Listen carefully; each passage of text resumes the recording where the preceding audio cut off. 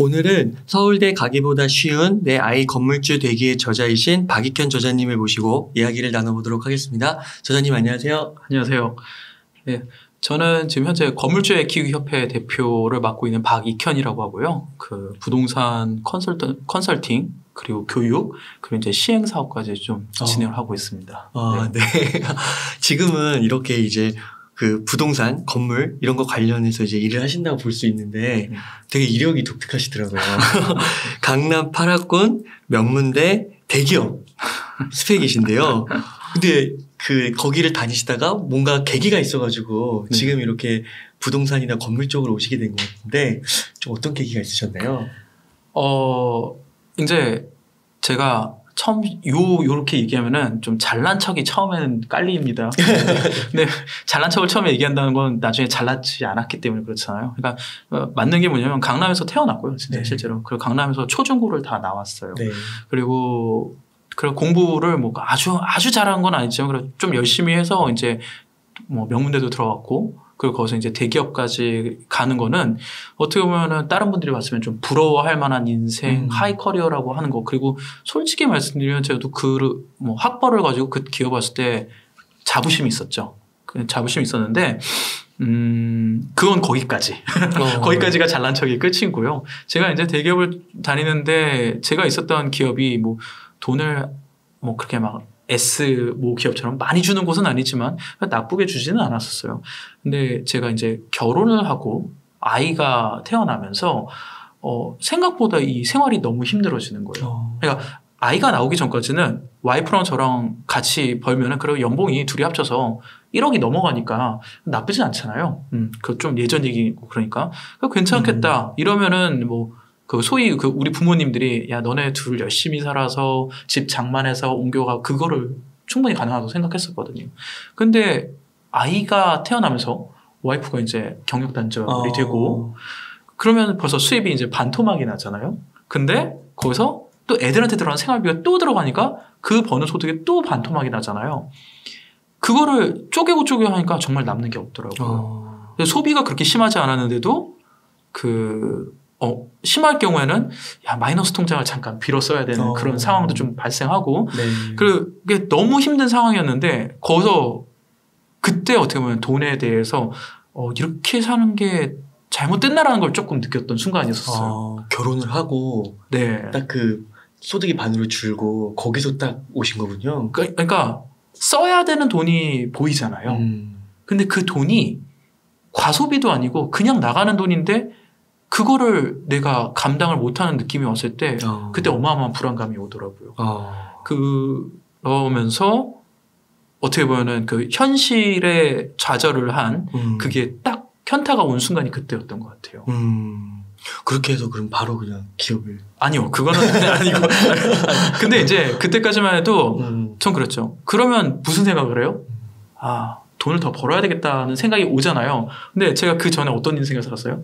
열심히 공부하니까 좋은 대학도 갔고 좋은 기업도 가니까 그래 여기서 열심히 일하면은 나한테 또 기회가 오지 않을까. 그러면 보통 그 기업을 들어가면 다들 임원이 되는 걸 꿈을 꾼단 말이에요. 빨리 임원이 돼야 되겠다 라고 해서 막 열심히 살았어요. 열심히 진짜 뭐 자기 개발도 하고 승진도 잘 보고 막 그러는데 현타가 오는 사건이 한 번 더 있었죠. 제가 모시던 팀장님이 한 분 계셨는데 그 팀장님이 이제 그때 기업에서는 부장님인데 그 다음 부장에서 팀장이 되면서 그 다음 이제 임원으로 가는 건데 이제 상무님이 되셨는데 그분이랑 이제 저랑 관계가 좀 돈독해서 얘기를 하면서 제가 이제 살짝 물어봤어요. 저희 꿈 임원이었잖아요. 술 한잔 기울이면서 그 연봉이 얼마나 올라가셨나요? 그걸 물어봤단 말이에요. 저 되게 기대 많이 했거든요. 지금이 너무 힘드니까. 근데 그분이 막 그래요. 그래 여기 그때 이제 과정이었어요. 박 과장도 열심히 하면 될 수 있어. 막 꿈을 심어주죠. 기대했죠. S전자는 뭐 몇십억에서 몇백억까지도 받는다고 하네요. 설마 그런데 그분이 딱 갔는데 그게 한 한 1억 3천에서 5천 거의 왔다 갔다 하셨어요. 상무가요? 네, 상무가. 물론 이제 그게 뭐 성과급이 붙고 그러면 좀 더 올라갈 수 있는데 세 전으로 네, 기대치가 못했던 거죠. 물론 기업이라는 곳이 그 돈 외에도 여러 군데서 돈을 받을 수 있는 그 구조는 맞아요. 근데 그거는 있을 수도 있고 없을 수도 있는 거잖아요. 그리고 임원이라는 게 항상 우리 농단사 임시 직원이라 그러잖아요. 1년 뒤면 어떻게 될지도 모르는데. 네. 거기서 솔직히 제가 되게 힘이 빠졌어요. 그러면서 고민을 하던 찰나에 그때 이제 분위기는 아니고 직장인들이 이제 다들 재테크를 좀 관심을 갖잖아요. 나도 재테크를 해봐야 될 것 같은데 뭘 해보나 하면서 이런저런 고민하던 찰나에 또 그 회사에 이제 그 대리님이 한 분 계셨는데 소위 말하는 만년 대리. 나이가 50에 넘는 그 대리. 근데 이제 여기 그 보통 기업들이 자르진 않거든요. 자기 발로 나가게끔 막 유도만 하지. 근데 이분은 끝까지 안 나가더라고요. 근데 칼출금 칼퇴근 하시는 거예요. 그러니까 솔직히 그 부서 내에서도 미움털이랑 미움털 다 박히고 막 자기 멋대로 좀 하셨어요. 그러니까 고가는 아예 포기하신 게 너무 명확한 거고. 근데 이분이랑 한테 막 칼퇴근 하니까 전 그냥 지나가다가 우연히 이제 대리님 뭐 왜 이렇게 빨리 가세요? 라고 물어봤는데 그분이 자기는 이제 그 부동산 정책대학원을 가느라고 그런다고요. 저희 그 건대 그 정책대학원 가시는 것 같더라고요. 예. 직장인분들 많이 가시니까. 그래서 뭐 부동산 좀 아시나 봐요라고 정도는 알고 있었는데 나중에 알고 보니까 이분이 강남 우리 소위 3구, 4구라고 하잖아요. 거기에 아파트를 한 채씩 다 갖고 있고 강남에 상가도 갖고 계셨던 거예요. 이분이 월 들어오는 돈을 다 봤더니 그 아까 얘기했던 사모님에 비하면 몇 배는 더 높은 거예요. 그러니까 제가 여기서 우리 그 군대에서 그런 얘기잖아요. 계급장 떼고 만나자 이러죠. 회사도 회사 만약 바깥에서 만나면 그건 누가 진짜 위너일까? 라는 여러 가지 생각이 들었어요. 그러다가 그럼 나도 부동산을 한번 좀 해봤으면 좋겠다. 그때도 뭐 똑같이 주식도 있었고, 근데 이제 비트코인 같은 경우는 막 화랑 시장은 아니고 이제 주식이 있었는데, 전 개인적으로 제가 좀 보수적이어가지고 눈에 보이지 않는 건 제가 투자를 못 하겠더라고요. 간이 좀 작아가지고 눈에 보이는 걸 투자를 하자 해서 부동산 투자를 하기 위해서 이제 그때 모르잖아요. 제가 뭘 해야 될지 모르고 그 지금처럼 막 인플루언서가 많고 막 유튜브가 대세였던 시절이 아니었단 말이에요. 그러니까 그냥 어디 가면 그냥 책부터 봤단 말이에요. 그냥 서점에 가서 부동산 서적을 제가 닥치는 대로 다 읽었던 것 같아요. 그때 읽었던 책만 해도 수백 권 된 것 같아요. 근데 딱 읽으니까 결국엔 다 비슷한 얘기들이에요. 다 비슷한 얘기인데 부동산은 지식은 쌓이면 그다음부터는 실전이거든요. 그럼 뭐 실전이라고 하면 아주 간단히 임장하는 거거든요. 나가서. 그러니까 공부할 거 한 어느 정도 하면서 계속 하면서 그다음부터 이제 계속 뛰었던 것 같아요. 그래서 시간이 될 때마다 뛰어서 이제 회사를 다니면서 주말에는 거의 뭐 제가 갈 수 있는 최대한을 다 가본 것 같아요. 그래서 전국도 거의 한 바퀴 다 돌아보고. 그리고 왜냐면은 투자를 하려 그러면은 당연히 돈이 있어야 되는데 제가 뭐 한 달 생활비도 너무 힘든데 그 돈이 많지 않았을 거 아니에요. 그래도 그 없는 돈을 쪼개서라도 소액으로 투자할 수 있는 곳을 찾으러 다녔었거든요. 그러면서 어느 정도 투자가 마무리되고 나니까 거기서 이제 생각한 거죠. 더 이상 내가 할 수 있는 게 없구나. 그러면서부터 제가 이제 그러면 이제 어떻게 살아야지가 생각된 거예요.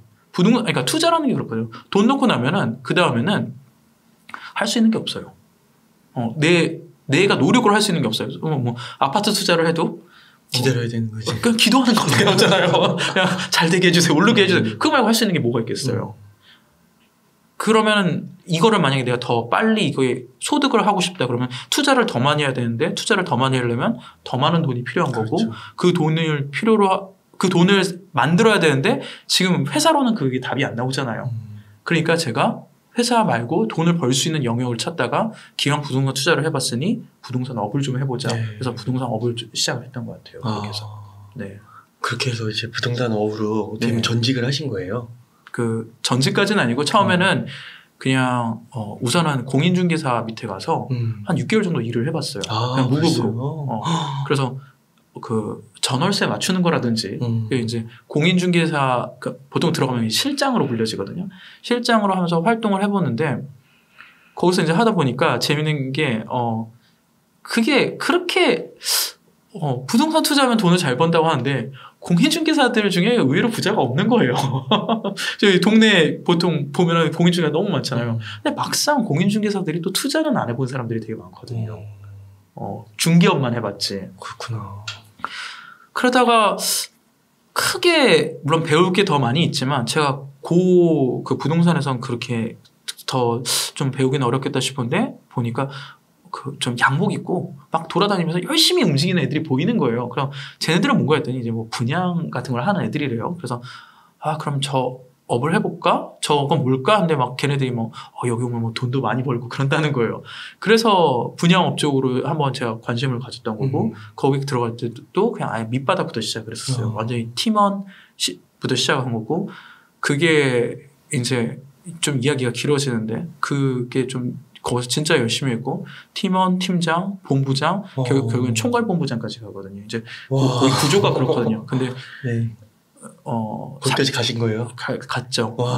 총괄본부장은 이제 현장을 여러 개를 이제 총괄하는 그런 위치까지 하고 거기서 이제 그 총괄본부장이 되면은 일반 고객은 만나지 않는데 그 VIP 고객 소위 이제 그냥 10억 정도는 그냥 바로 낼 수 있는 분 그런 분들 상대하다가 이제 부자분들을 많이 만나게 됐고 그러면서 특히 그 부동산의 부자분이기 때문에 이제 건물주죠. 건물주를 만나면서 되게 배운 게 많았었어요. 그러다가 결국에는 이제 그런 그 부동산 업에서도 컨설팅만 주로 하다가 나중에 이제 좀 곡절은 좀 있지만 거기서 이제 저보러 이제 거기서 이제 제가 진짜 배운 게 많거든요. 정말 부자들의 투자법이라는 게 뭐 물론 딱 정해진 건 아니지만 있거든요. 그게 일반인분한테 공유하면 좋겠다라고 해서 그거를 시작하게 된 게 이제 건물주 아이 키우기 협회거든요. 네, 그럼 뭐 그렇게 살아온 것 같습니다. 그러셨군요. 네. 그러면은 그 부동산 공인중개사에서 6개월 동안 무료로 막 배우시고 네. 그때가 그러면 한 언제쯤 되시는 거예요? 지금 몇 년 전이신 거예요? 그게 한 4, 5년 전? 그 정도 선 정도 되는 것 같아요. 야, 큰 결단하셨네요. 그러니까 그때는 이제 어떻게 보면 가정도 꾸리시고 자녀도 있을 때니까 그런 결정이 쉽지 않았을 것 같은데요. 근데 이제 그런 것 같아요. 돈이 궁하다 보니까 되게 절박했던 것 같아요. 그러니까 누군가가 그러니까 저희 부모님이 저를 참 교육은 잘 시켜주셨는데 돈 쪽으로는 솔직히 흑수저거든요. 돈으로는 제가 이건 자신 있게 얘기할 수 있는 강남에 살았는데도 그 강남에도 달동네 있고요. 강남에도 월세도 있고요. 전세도 있거든요. 그러니까 강남에 사는 게 목적인 아마 인 사람들이 있어요. 그리고 강남에 머물기를 원하는 게 있어요. 그거는 약간 특권의식 같은 게 생기거든요. 그 별것도 없는데 물론 그런 얘기는 할 수 있죠. 이제 거기 뭐 면학 분위기가 좋다라든지 그것 때문에 어떻게든 들어와서 사는 그런 케이스도 있잖아요. 근데 그런 분이 돈이 많은 건 아니잖아요. 그리고 진짜 부자들은 강남 안 살거든요. 그래요. 그러면은 그 초중고를 다 여기서 나오셨으면 그 친구들도 다 강남 출신인 거잖아요. 그렇죠. 네. 그럼 그 친구들하고도 이렇게 좀 교류도 하고 그럴 때 되게 독특하게 보시겠어요. 근데 이게 뭐 우리 웅달님께서 이제 사회생활을 해보시면 알겠지만 나뉘어지는 것 같아요. 어떻게요? 그야말로 진짜 강남에 집을 갖고 있는 친구들과 아닌 친구들과 제 주위에서도 물론 그들의 그게 뭐 나빴다 좋다 문제가 아니라 부모님이 잘해서 아이한테 물려줄 수 있는 거잖아요. 그럼 그 친구는 그냥 저도 강남이 고향이지만 그 친구도 고향이니까 강남에 쭉 사는데 저는 살 수 있는 입장이 아니잖아요. 나와야 되잖아요. 그러면은 지금이야 그렇지 않겠지만 당시에는 같이 어울리기가 되게 힘들어요. 그래요? 왜냐면 누구는 신혼집을 강남에서 얻는데 누구는 신혼집이 강남이 아닌 비강남권 뭐 경기도 지방까지도 갈 수 있는 거잖아요. 그랬을 때 모였을 때 하는 얘기가 똑같긴 힘들거든요. 그렇군, 또 그런 게 있구나. 그러니까 뭐 중고등학교 추억을 곱씹을 수 있지만 강남을 안 살아봐서 강남을 지금 여기 찍고 계시잖아요. 그냥 월세 내면서 그게 그러니까 저는 참 강남을 안 살아본 사람들은 강남에 따른 로망은 있는데 그게 어떻게 보면 특권의식적으로는 장점이죠. 그러니까 솔직히 뭐 좋은 곳에 몰려있으면 솔직히 사람 기분 좋은 건 사실이잖아요. 근데 내가 그게 유지가 쭉 된다. 그렇게 영원히 걱정 없이 살 수 있다 그러면은 뭐 그게 그들한테 좋을지 모르지만 내 힘으로 그걸 유지를 하는 게 아니라 남의 힘으로 유지를 하고 있고 그리고 그런 특권의식에 잡혀서 이 사회를 볼 줄 모르면 그건 되게 마이너스인 것 같아요. 그렇구나. 이게 진짜로 그런 것 같아요. 강남에서 뭔가 좀 살고 초중고 나오고 이러면 좀 이렇게 그 겉모습만 봤을 때는 되게 약간 로망도 있고 그 현실의 내면을 모르는 것 같긴 한데 그런 건 없나요? 그 한 가지가 뭔가 이렇게 강남 사람들은 돈이 많으니까 대기업 이런 것들도 사실 스카이 이런 것들도 별로 신경 안 쓸 것 같고 그게 돈이 아주 많으면 신경 안 써요. 또 레벨이 있는 거구나. 네. 되게 물론 이게 전적으로 이 모든 구조가 맞다라고는 저도 미리 말씀드릴게요. 제가 모든 걸 다 아는 건 아니니까. 근데 제가 만나본 분들, 제가 건물주 분들은 자녀의 학벌에 신경 안 써요. 근데 돈이 어정쩡하게 있는 분들이 자녀 학벌에 신경을 많이 써요. 그런 거구나. 그리고 진짜 아이러니한 건 뭐냐면은 돈을 어정쩡하게 해서 강남에 어떻게든 입성을 했어요. 그러면 근데 본인이 돈을 번 방식은 중요한 거는 자기가 공부를 잘하고 대기업을 가든 의사로 해서 돈을 벌어서 강남 들어간 게 아니라 사업이든 뭘로 해서 들어간 거거든요. 근데 자기 자식은 다시 대기업으로 보내려고 하는 거예요. 근데 웃기는 건 뭐냐면은 자기는 그렇게 벌지 않았으면서. 그럼 왜 그런 거지? 그러니까 본인이 그렇게 못 살았다는 거에 대해서 자녀한테 그 만족감을 얻으려고 하는 게 되게 커요. 근데 정말 잘 생각해봐야 되는 게 제 책에도 썼지만 자, 웅달님도 공부를 잘하셨으니까 스카이를 목적으로 했던 이유가 뭐죠? 그러니까 뭐 성공이죠. 돈, 명예. 그러니까 성공, 돈, 명예잖아요. 스카이를 가는 이유는 좋은 직업을 갖기 위해서예요. 네. 그게 어느 정도 보장된다라는 게 깔려 있기 때문에 사람들 인식 속에서. 그러면 스카이 가서 대기업을 가든 전문직을 갖든 그 정도란 말이에요. 그럼 대기업이랑 전문직을 가는 이유는 뭘까요? 돈 많이 벌려고. 돈 많이 벌려는 거잖아요. 근데 돈을 많이 벌던가라는 그 질문을 제가 던지는 거죠. 저도 그렇게 갔는데 제가 돈을 많이 못 벌었거든요. 그러면 바꿔 얘기하면 이 길은 돈을 많이 버는 길은 아니라는 거예요.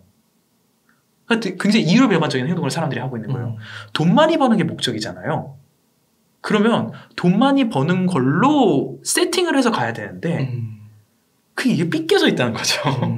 근데 그 길이 아닌 거를 이제는 많은 분들이 이제 다 깨어서 정신이 깨셔서 알매도 불구하고 내 자식한테 그대로 강요한다는 거죠. 왜? 그 사회가 그렇고 분위기가 그러니까.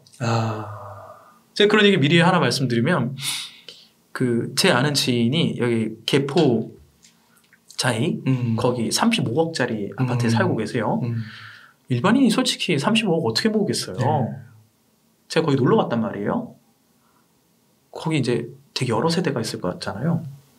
제가 너무 놀란 게 뭐냐면은 막 젊은 사람들이 거기 사는 거예요. 그냥 뭐 금수저도 있겠죠. 물려가는 거. 근데 거기 사시는 분한테 얘기를 들었더니 월급쟁이는 없다는 거예요.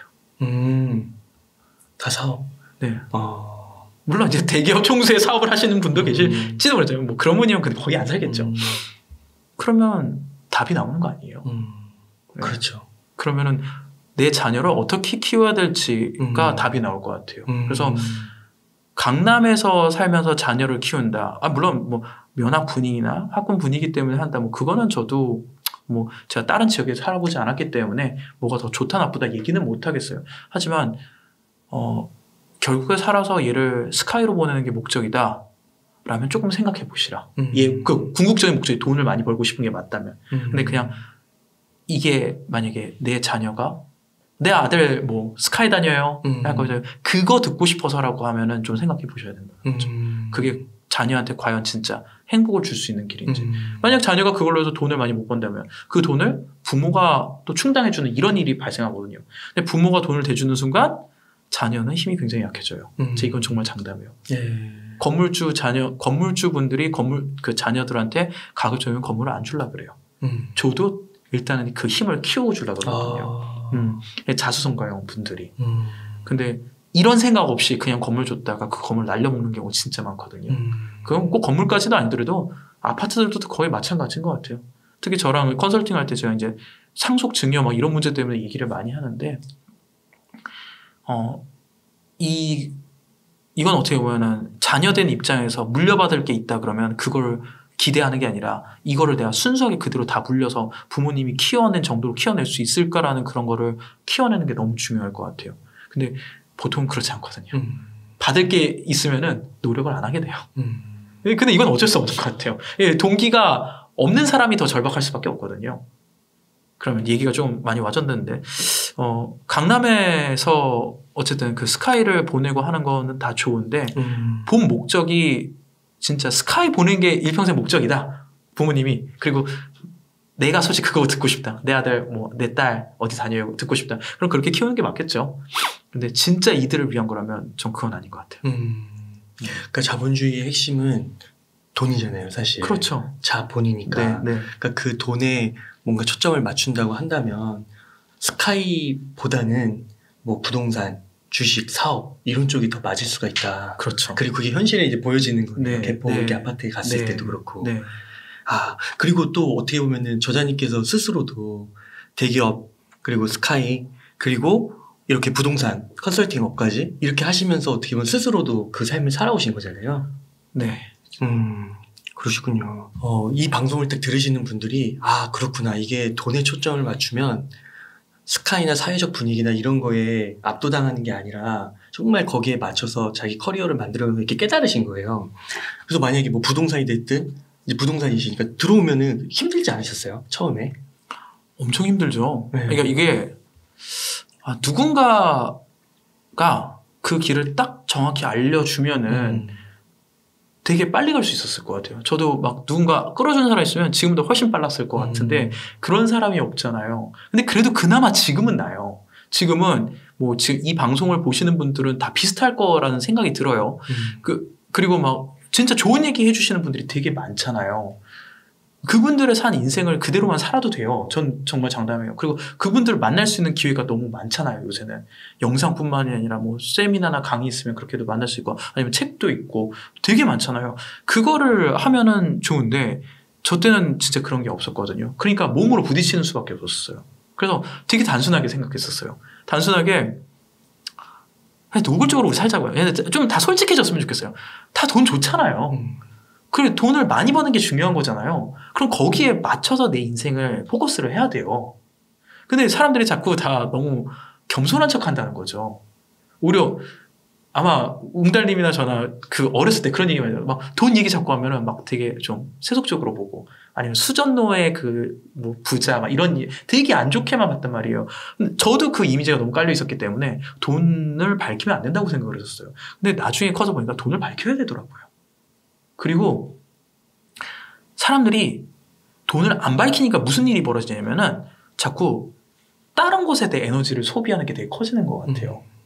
조금 다른 얘기일 수도 있는데 그냥 그걸 한 번만 들어보셨으면 좋겠어요. 제가 돈 버는 거는 약간 밑 빠진 독에 물 붓기라는 표현을 많이 쓰거든요. 왜냐면 독에 물은 돈인데 물이 항상 그 돈이 항상 빠져나가요. 그거는 내가 소비가 있는 이상 이 돈은 안 나갈래 안 나갈 수가 없단 말이에요. 그러면 제가 그냥 그거 하나 여쭤보고 싶으면 이 밑 빠진 독을 물을 가득 채우려면은 어떻게 하면 될까요? 엄청 부어야 되나요?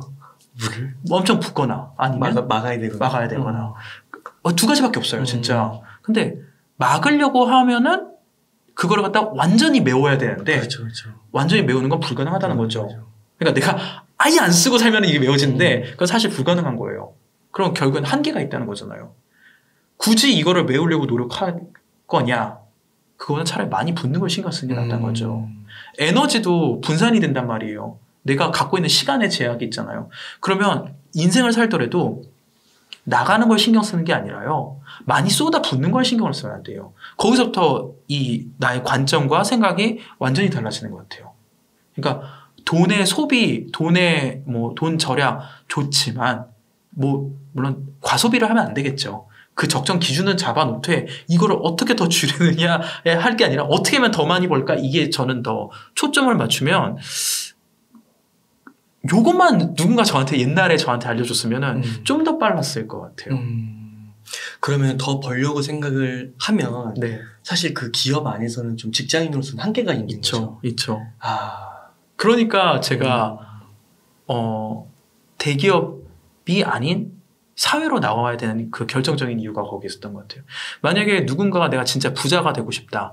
그러면은 그냥 제가 노골적으로 말씀드린 거예요. 안정적인 생활을 포기를 해야 돼요.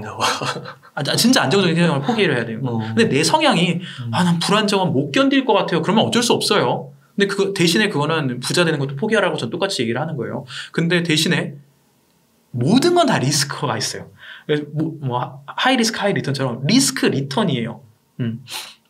안정적인 걸로 해서 리스크를 줄인과 동시에 리턴은 너무 작은 거예요. 근데 한편으로는 내가 변화되면서 어떻게든 돈을 버는 구조를 만들어내겠다라는 리스크를 조금이라도 안겠다. 그러면 더 큰 리턴이 돌아오는 그 삶을 갈 수 있는 거죠. 그래서 제가 그 회사 다녔을 때 이제 미생이라는 드라마가 있었거든요. 보셨나요 혹시? 봤죠. 거기서 보면은 그 과장이 있는데 과장이랑 그 회사를 이제 떠나고 나간 분이 둘이 술자리를 가지고 하는데 야 너 회사 절대 떠나지 마 그런 얘기를 해요. 그래서 이제 뭐 회사는 전쟁터지만 밖은 지옥이야. 유명한 멘트잖아요. 네. 이거 들으면 직장인들은 무슨 생각해요? 나가면 안 되겠구나. 회사에 충성을 해야 되겠구나 이런 생각하잖아요. 맞아요. 그 말이 맞는데 근데 중요한 건 뭐냐면 회사 안은 전쟁터인데 영원히 노예 생활을 해야 되는 곳이고 회사 밖은 지옥인데 대신에 부자 될 수 있는 길이 있는 거고 자기의 선택인 거죠. 근데 내가 노예 생활이 싫다거나 아니면 이런 쳇바퀴 굴러가는 게 아니라 진짜 그래도 좀 여유 있는 삶을 살고 싶다 그러면은 분명히 선택은 해야 될 거예요. 그거는. 그러시군요. 그렇게 해서 이제 선택을 하시고 여러 가지 이제 시행착오도 있으셨을 것 같고 그러시면서 이제 총괄본부장까지도 올라가시고 이렇게 되셨는데 그때 이제 VIP 부자들을 많이 만나셨다고 했잖아요. 네. 그때 좀 뭘 이렇게 좀 크게 깨달으셨어요? 제가 앞서서 좀 얘기했던 일단 그 돈의 흐름에서 그분들은 돈은 놔두는 게 아니라 계속 움직여야 되는 거야 라는 걸 되게 강조를 많이 했었어요. 그리고 그 돈이 가급적이면 내가 노력하지 않고 돌아가게 만들어야 돼 라는 얘기를 많이 했던 거예요. 뻔할 수도 있는 내용인데 이거를 실천하는 사람이 되게 적어요. 제가 그런 얘기를 하는 거죠. 내가 처음에 집을 장만한다 그러면 저도 똑같았으니까 결혼한다 그러면 어떻게든 집을 장만하고 싶죠. 마련해서 하고 싶은데 안 되니까 처음에 어떻게 시작하죠 보통? 전세로 시작하잖아요. 그렇죠. 그것도 이제 전세금도 없으니까 전세자금 대출 80%까지 받아 시작한단 말이에요. 근데 2년 뒤에 무슨 일이 벌어지나요? 전세금 올려달라고. 그 가슴 아픈 그게 있잖아요. 근데 중요한 건 그 2년 동안 나는 그 전세금을 마련할 정도로 돈을 모았다? 못 벌죠. 못 벌어요. 절대 못 벌어요. 근데 이거를 지금 제가 막 처음 얘기하듯이 하는 게 아니잖아요. 그렇죠. 벌써 10년, 20년 전부터 이거는 있어 왔단 말이에요. 반복됐는데도 사람들이 이걸 바꾸려고 하질 않아요. 그럼 여기서 사람이 또 생각하죠. 그럼 집을 어떻게든 사는 게 맞겠네요. 사는 건 좋은데 사고 나서 얘가 올라주면은 다행인데 오르지 않는 경우도 있단 말이에요. 그러면 볼게요. 오르지 않는다는 전제했을 때 세금이 계속 나가기 때문에 소비가 계속 발생한단 말이에요. 비용이 되는 거네요. 비용이 나가는 거죠. 그럼 나는 무슨 생각을 하게 돼요? 내가 만약 일반 직장인이다. 그러면 어쩔 수 없이 버는 건 한계가 있으니까 이 소비에 집중하기 시작하죠. 줄여야 되는 거죠. 그러는 순간 독의 물은 계속 빠져나가고 있는 거죠. 그럼 난 부자가 된다? 안 된다는 거예요. 네. 그래서 이미 유명하신 분들이 전세 살지 마세요. 차라리 월세 사세요. 라는 게 여기서 그 진가가 발휘돼요. 부자분이 저한테 처음 만났을 때, 만난 분 중에 저한테 그러더라고요. 나 지금 월세 살고 있어? 그러는 거예요. 월세요? 저 너무 충격이었었어요. 그러네요. 그분이 건물이 세 채인가 갖고 계셨던 분이에요. 그런데요? 그것도 강남과 종로에 섞여서 월세 얼마짜리인데 1,500만 원 이러시는 거예요. 저 그 돈 너무 아깝지 않아요? 그랬더니 근데 대신에 난 이걸로 요 집에 만약에 내가 집을 샀다고 했을 때 요걸 돌려서 했더니 한 2,500만 원 더 벌어 그런 거예요. 야, 그걸 계산을 해가지고 그렇게 하시는 거구나. 네. 이거는 사람들이 자꾸 생각해요. 전세 살고 일반으로 살려고 하니까 자꾸 그래 돈을 모아서 움츠렸다 뛰어야지 이걸 생각을 많이 한단 말이에요. 근데 굳이 움츠리지 않아도 될 수도 있거든요. 오히려 월세로 하면은 내가 생각하는 것보다 더 좋은 퀄리티의 집에 살 수도 있어요. 맞아요. 존니 대표님도 우리나라 월세 싸다고. 네. 그러면 그 대신에 그렇게 하죠.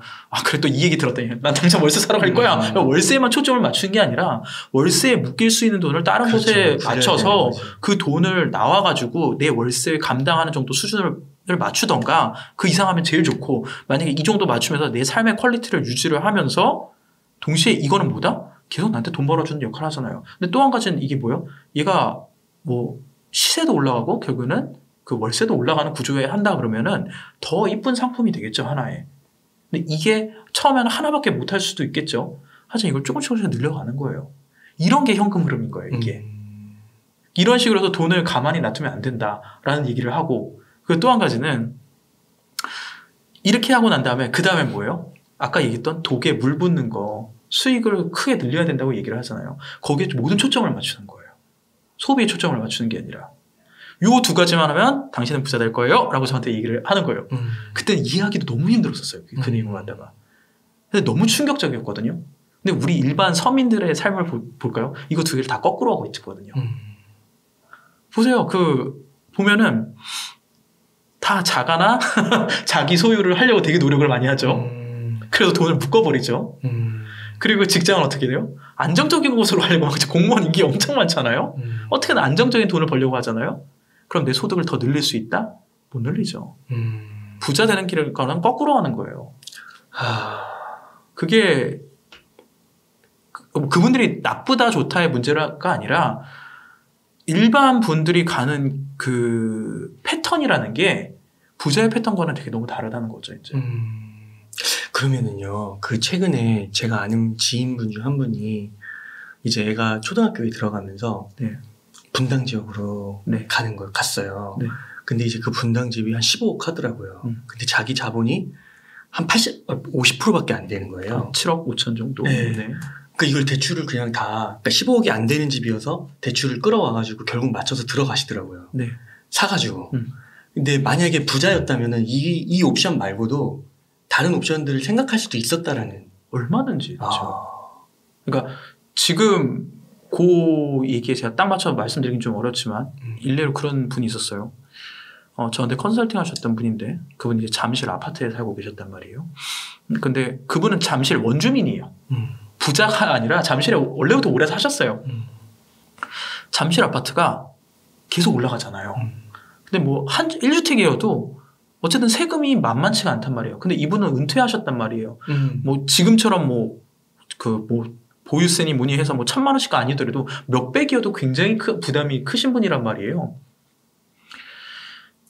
그랬을 때 이분이 억울한 거예요. 근데 주변에서 그러죠. 아니 너가 돈 낼 능력이 없으면 거기 나가서 딴 데 가서 사셔야지. 그래서 없는 분들은 좀 그런 비난 쪽을 할 수 있어요. 근데 그런 관점을 좀 버리고 이분의 입장에서 한번 생각을 해보자는 거죠. 그러면 이분은 되게 억울하죠. 근데 이 돈을 어쨌든 세금을 못 내면 쫓겨나야 되는 거잖아요. 그렇죠. 그러니까 이제 저랑 얘기를 했을 때 제가 그분한테 물었어요. 잠실 그 아파트 등기의 주인인 게 중요하세요? 아니면은 그냥 거기 사시는 게 중요하세요? 라고 제가 여쭤봤어요. 그랬더니 그분이 자기는 여기 살기만 하면 된다는 거예요. 그랬을 때 가령 이제 예를 들어 그때 제가 정확한 금액이 기억이 나지 않는데 그 아파트가 한 20억 정도였다. 그때 한 전세금이 한 10억 정도였거든요. 전세로 들어가세요? 라고 했었어요. 그럼 10억은 벌잖아요. 그리고 또 오래 사셨기 때문에 뭐 양도세니 뭐니 그것도 고려 안 하셔도 돼. 거의 이제 신경 안 쓰고 10억이라는 돈이 생겼단 말이에요. 그거를 갖다가 제가 뭐 했냐면 당시 가능했어요. 지금은 좀 안 되겠지만 당시에 제가 서울 아파트에 나홀로 좀 브랜드 아파트는 아니에요. 그 강남권도 아니죠. 저쪽 이제 좀 외곽 일수인데 나홀로 아파트에 그래도 입지가 그렇게 나쁘지 않은 것들 그런 거 갖다가 한 3억 해서 세 채를 갖다가 할 수 있었단 말이에요. 그리고 어떻게? 그거를 월세로 놓게 해드렸어요. 월세 놓을 수 있죠. 다 풀로 할 수 있으니까. 채당 못해도 100에서 110만 원씩 나왔단 말이에요. 세 채만 월 300만 원 돌잖아요. 세금 내고도 충분히 남죠. 그리고 이분은 잠실 살고 있죠. 이분이 잠실의 아파트로 시세 차익을 노리는 게 아니거든요. 근데 오히려 이분은 그 다달이 그런 현금 흐름도 생겼고 행복하죠. 와, 근데 그게 진짜 어려운 게 그 잠실 땅이 엄청 비싸잖아요. 비싸죠. 그래서 그게 나중에 그게 현실에서 생활비가 없어서 세금 낼 돈까지 없어서 하면 진짜 그게 좀 어려운 문제긴 하지만 그 잠실 그게 땅이 진짜 몇십억으로 또 오를 수도 있는 거잖아요. 그러니까 그걸 잘 생각해 봐야 되는 게 뭐냐면 이렇게 하는 게 절대 쉽지 않아요. 절대 쉽지 않아요. 근데 이렇게 해야 부자가 되는 거예요. 그래요. 그분도 밑바닥까지 간 거잖아요. 그럼 역으로 제가 그 얘기를 하는 거예요. 그분이 만약 잠실을 갖고 있었다. 20억이 지금 30억이 되고 40억이 됐다라고 해볼게요. 그분 그거 언제 팔 수 있을까요? 만약에 웅달님이 20억짜리 아파트 소유했다. 2달 만에 3억이 올랐다. 그거 팔 수 있냐라는 거죠. 더 오를까봐. 절대 못 팔아요. 일반인들은 그거 절대 못 팔아요. 야, 그렇구나. 또 이게. 근데 중요한 건 내 삶은 어때요? 더 어려워지는 거지. 더 힘들어져요. 근데 또 아이러니하게도 아파트가 올라보니까 주변의 물가가 다 올라버리죠. 강남 물가와 다른 지역에 비하면 좀 더 비싼 건 맞거든요. 생활비 물가조차도 올라간단 말이에요. 그러면 내가 맛있는 밥에 김치 먹던 게 어느 순간 김치가 빠질 수도 있는 거고. 잠실에 살고 있는데. 이게 약간 똘똘한 한 채 전략하고는 반대 같은데요? 그렇게 볼 수 있죠. 그러니까 똘똘한 한 채가 나쁘다는 건 아니에요. 근데 엑시트 기준을 삼고 이거를 갖다 진짜 이 돈이 나를 그러니까 제가 잠실 살면서 힘들게 사신 분 많거든요. 그러니까 강남 살면서 전 그게 너무 안타까운 거예요. 거기 대열에 끼고 싶어서 아둥바둥하는 거. 맞아요. 이 얘기는 어떻게 보면 저희 과거 이야기일지도 몰라요. 네. 전 뭐 더 심했죠. 그때는 저희 집이 이제 집을 소유한 것도 아닌데 여기에 끼기 위해서 그냥 낑겨 있어야 되는 그런 거. 근데 잘 생각해봐야 된다는 거죠. 그리고 우리 현명하신 분들은 그걸 처분을 하고 수익화할 수 있는 걸 갖다가 더 생각을 해보죠. 야, 그러니까 이게 크게 보면 이제 시세 차익하고 어떻게 보면은 현금 흐름이라고 해야 될까요? 네. 월세. 네. 거기에서 어떻게 보면 우리가 지금까지 들어왔던 거는 시세 차익에 좀 되게 집중돼 있잖아요. 많은 분들이 그렇게 얘기하죠. 부동산 책의 거의 90% 이상이 다 그렇게 되는 거예요. 아파트 시세 차익이죠. 아파트 시세 차익, 갭 투자부터 네. 시작해서. 네. 와, 근데 이게 좀 다르네요. 그러니까 그거를 월세로 세팅한 다음에 안 팔고 그냥 월세를 계속 현금 흐름을 만드는 거잖아요. 네. 약간 그 로버트 기요사키 같은 느낌도 들고. 그러니까 이게 제가 머리가 좋거나 그런 게 아니라 이미 찐 부자들이 옛날부터 그 얘기를 했어요. 그 책이 나온 지 뭐 얼마 전에 20주년 기념판이 나왔었잖아요. 맞아요. 20년 전에도 그 얘기를 했었단 말이에요. 근데 로버트 기요사키뿐만이 아니라 부동산으로 부를 이룬 사람들은요. 그냥 다 이 방법이에요, 결국에는. 물론 그렇다고 제가 뭐 아파트 투자를 하지 마라라고 얘기하는 건 아니에요. 왜냐면 처음에 돈이 너무 없는 사람이 월세 투자부터 하는 건 쉬운 일은 아니에요. 그럼 처음에는 뭐 좀 전세金투자 이런 걸 해서 하면서 좀 시드머니를 좀 불리는 작업을 해야 되겠죠. 근데 그 불리는 와중에도 월세로 할 수 있는 방법은 얼마든지 또 있어요. 그걸 내가 안 할 뿐이지. 안 하는 거예요, 그거는. 근데 그걸 하면은 처음에 좀 느릴 수 있는데 근데 결국은 그게 더 빨라요. 그리고 그거는 뭐 해보신 분만이 되게 공감을 해요. 그러니까요. 제 얘기도 그래서 월세 돌리신 분들이 좀 많은데 어쩔 수 없어요. 이거는 그 다각화해서 여러 개로 갈 수밖에 없는 구조예요. 하나로 해서 똘똘한 한 채, 그건 이제 세금이나 그런 걸 피하기 위해서 그리고 그 세금의 면제를 받기 위해서 똘똘한 한 채로 가는 거잖아요. 보통은 내가 그것만 하겠다 그러면 그 방법이 맞는 거고요. 근데 내가 이거를 여기서 이 부동산이 내 삶의 퀄리티를 한 달에 월 5만 원이라도 더 주는 구조를 만들고 싶다. 그러면 그 구조는 아닌 거죠. 이제. 그러네요. 참. 그러면은 그 처음에 뭐 아파트가 됐든 오피스텔이 됐든 예를 들어서 그거를 어느 정도 뭐 처음에는 돈이 없을 때는 갭 투자로 샀어요. 근데 이제 어느 정도 또 일을 하면서 돈을 벌어가지고 그걸 월세로 바꾸면 네. 그 보증금만큼을 제 돈을 넣어가지고 네. 이제 그런 식으로 해서 월세를 한 채, 두 채, 세 채 늘려가는 건가요? 네. 그렇게 해서 이제 뭐 그것도 하나 하고 집값이 오르면 결국엔 전세값이 오르거든요. 전세값 오른 것만큼만 반전세로 돌리세요. 그럼 내가 내 돈 넣을 필요가 없잖아요. 근데 자꾸 사람들이 전세값 올랐으니까 그걸 자꾸 인마이 포켓을 해버리는 거죠. 근데 그때 그거를 갖다 그러니까 돈을 쓰는 게 여기서 중요한 거예요. 만약에 아까 그 독을 메우는 부분이다 그러면은 그때 이 돈을 갖다가 내 삶으로 바꾸는 게 아니라 일단 월세로 전환시키는 거예요.